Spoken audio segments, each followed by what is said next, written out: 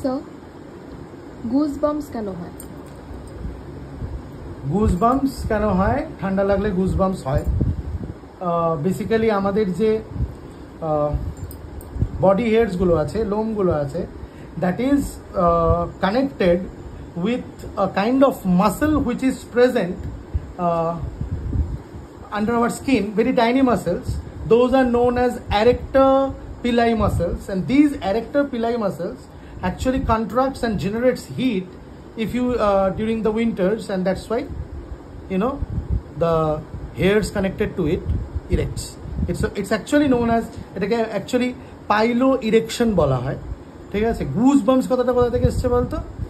গুজের শরীর, গুজ বা গিজ এটা একটা অর্গানিজম, তো গুজের শরীরের যে টেক্সচার যখন আমাদের পাইলো ইরেকশন হয় তখন ওই টেক্সচারটা ম্যাচ করে, সেই জন্য কাইন্ড অফ ম্যাচ করে, সেই জন্য এটাকে পাইলো গুজ বাম্পস বলা হয়।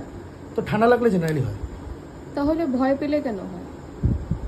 ভয় পেলে হয় মোটিভেটেড হলে হয়, মোটিভেটেড হলে হয়, ভয় পেলে হয়, আনন্দ পেলে হয়।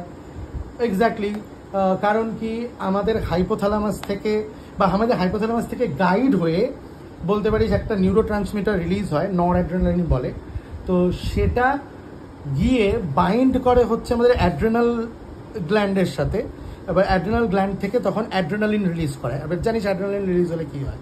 একটা আলাদা feeling, flight and fight hormone, মানে ভয় পেলে ওটা রিলিজ হয়, আনন্দ পেলে ওটা রিলিজ হয়। ঠিক আছে, সো এই অ্যাড্রেনালিন রিলিজ হওয়ার জন্য মাসেলটা কন্ট্রাক্ট করে। ঠিক আছে, তখন ওই পাইলো ইরেকশন হয়। ওকে, থ্যাংক ইউ।